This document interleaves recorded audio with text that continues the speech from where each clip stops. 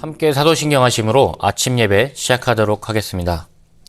전능하사 천지를 만드신 하나님 아버지를 내가 믿사오며 그 외아들 우리 주 예수 그리스도를 믿사오니 이는 성령으로 잉태하사 동정녀 마리아에게 나시고 본디오 빌라도에게 고난을 받으사 십자가에 못 박혀 죽으시고 장사한 지 사흘 만에 죽은 자 가운데서 다시 살아나시며 하늘에 오르사 전능하신 하나님 우편에 앉아 계시다가 저리로서 산 자와 죽은 자를 심판하러 오시리라.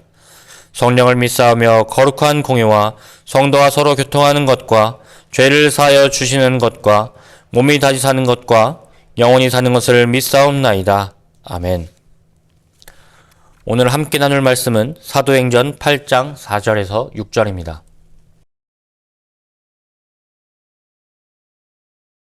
말씀 읽겠습니다. 그 흩어진 사람들이 두루 다니며 복음의 말씀을 전할세 빌립이 사마리아 성에 내려가 그리스도를 백성에게 전파하니 무리가 빌립의 말도 듣고 행하는 표적도 보고 한 마음으로 그가 하는 말을 따르더라. 아멘. 오늘 함께 읽은 말씀을 가지고 예루살렘의 안주함을 깨고 현장으로 라는 주제로 말씀을 나누도록 하겠습니다. 우리는 안전하고 편한 자리에 정착하고 오래 머무르다 보면 그 상태에 안주하려는 본능이 생깁니다. 신앙생활도 마찬가지입니다. 익숙한 예배당, 편안한 신앙의 동역자들, 매년 돌아오는 정형화된 그 스케줄들이 우리에게 많은 은혜를 베풀어 줍니다. 거기서 은혜를 받는 것도 사실입니다. 그런데 그 시스템 안에 머물기 시작할 때 우리는 영적 안정감을 느끼고 그 안에 안주해 버릴 수도 있습니다. 이런 신앙의 가장 큰 문제점은 지금 우리의 교회들에게 나타나는 문제와 비슷한데요. 나와 비슷한 사람만 찾게 된다는 것입니다. 나와 비슷한 사람만 사랑합니다.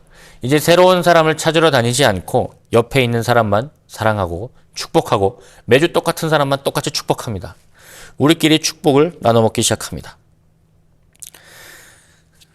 우리는 가끔 그런 것에 안주하는 것을 넘어서서 또 하나님을 모르는 이에게 하나님을 소개할 수 있어야 될 줄로 믿습니다.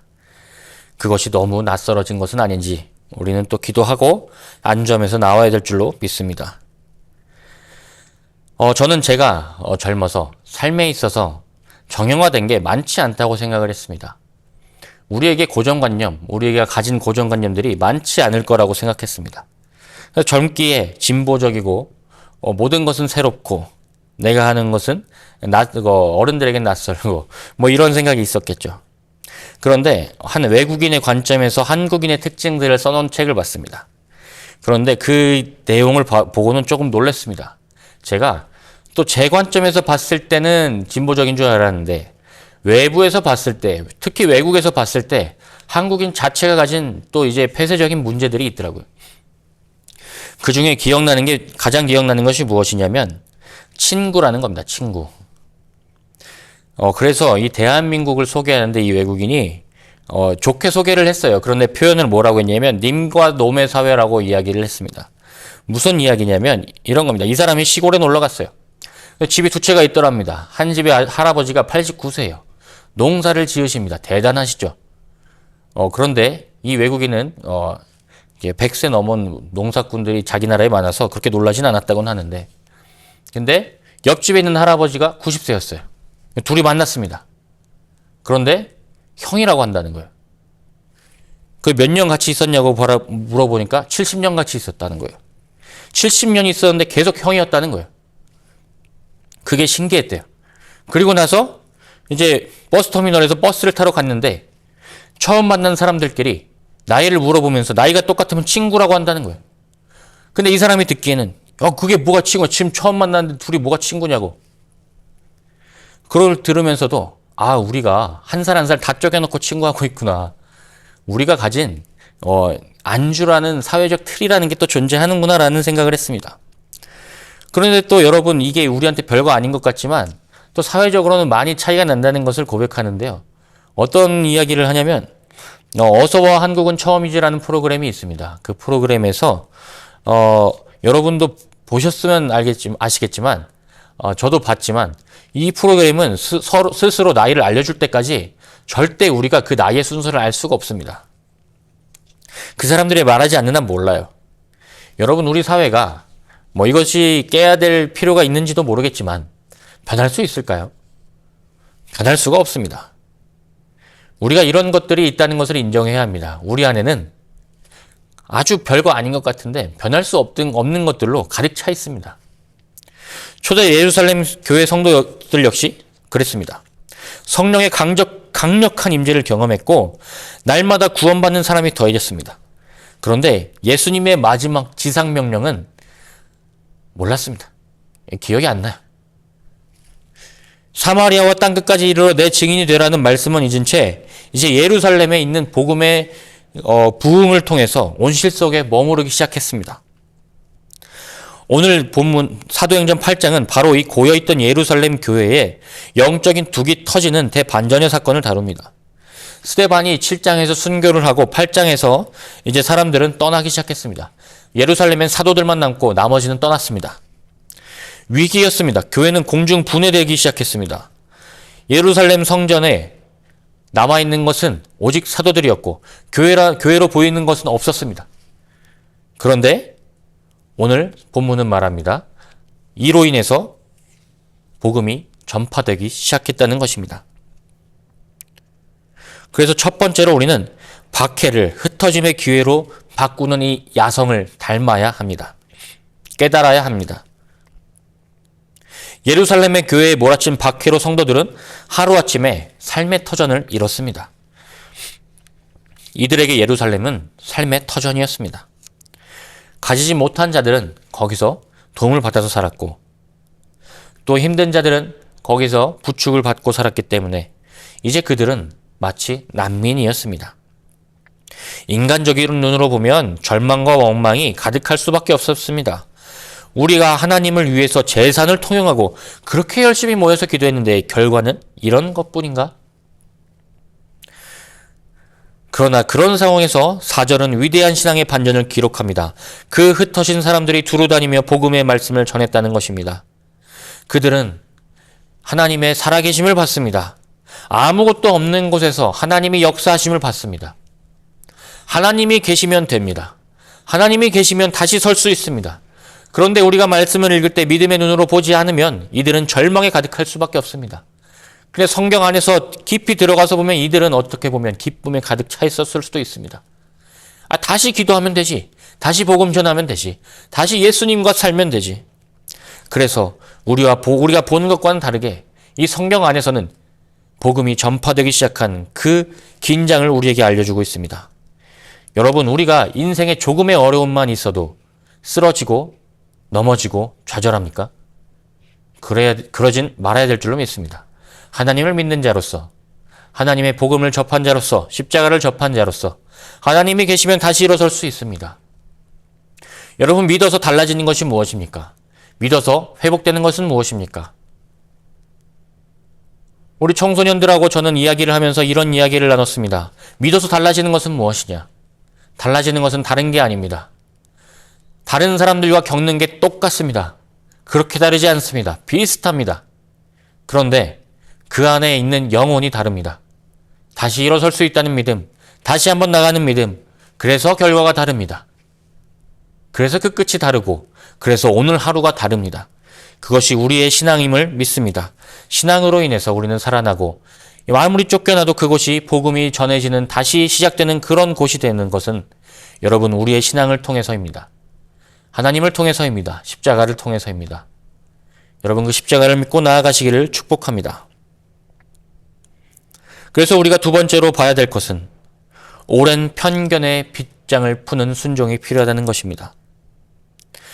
흩어진 성도 중에 한 사람이었던 집사 중에 빌립이라는 집사가 있었습니다. 이 빌립이라는 집사는 떠나서, 여러분 떠나면 어디로 가시겠습니까? 만약에 도망가면 어디로 가시겠습니까? 여러분 제가 도망간다면 어디로 갈까요? 밑에 대전, 울산, 부산, 광주 이런 데 가고 싶겠죠. 그런데 빌립은 그렇지 않았습니다. 사마리아 성으로 갑니다. 가장 멸시하고 무시했던 사마리아 성으로 내려갑니다. 가장 어려운 순간에 나보다 더 어려운 사람을 찾을 줄 아는 것이 우리의 신앙인 줄로 믿습니다. 우리의 화려한 무대를 버리고 우리는 가끔 광야로 나아가야 될 줄로 믿습니다. 예수님은 그 먼 길을 걸어서 사마리아의 한 여인에게 가셨습니다. 예수님은 그 먼 길을 걸으셔서 죽어가는 여인에게 가셨습니다. 우리도 먼 길을 걸어서 나보다 힘든 자에게 가서 복음을 전하고 그들의 삶을 회복시켜 주어야 될 줄로 믿습니다.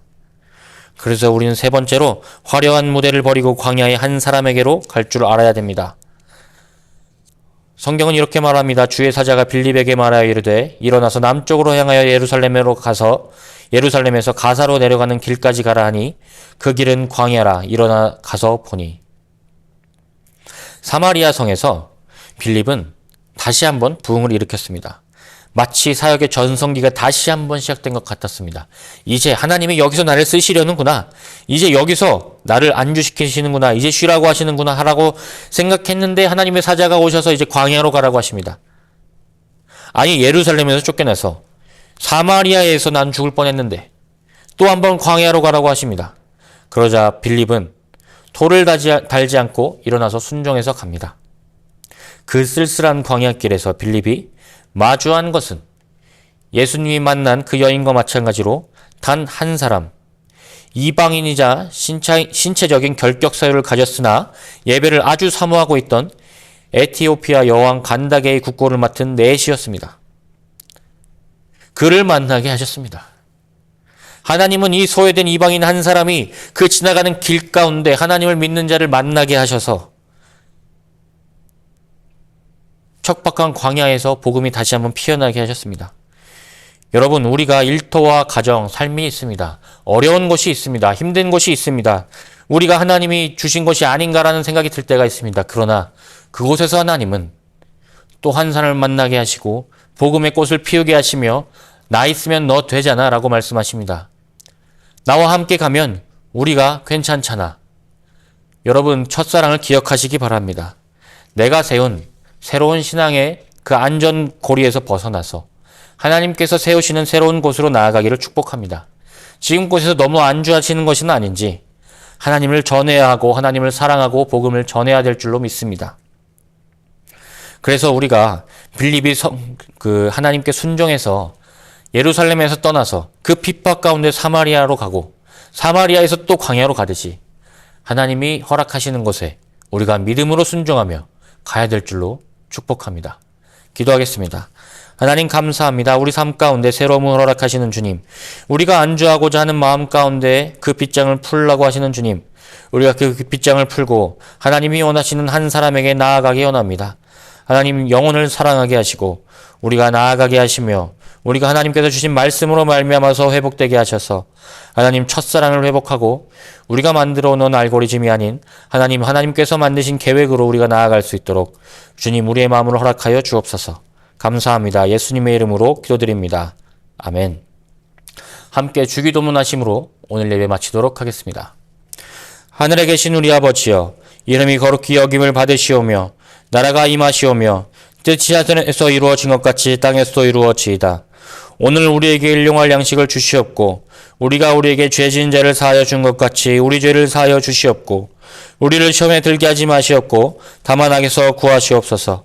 나라와 권세와 영광이 아버지께 영원히 있사옵나이다. 아멘.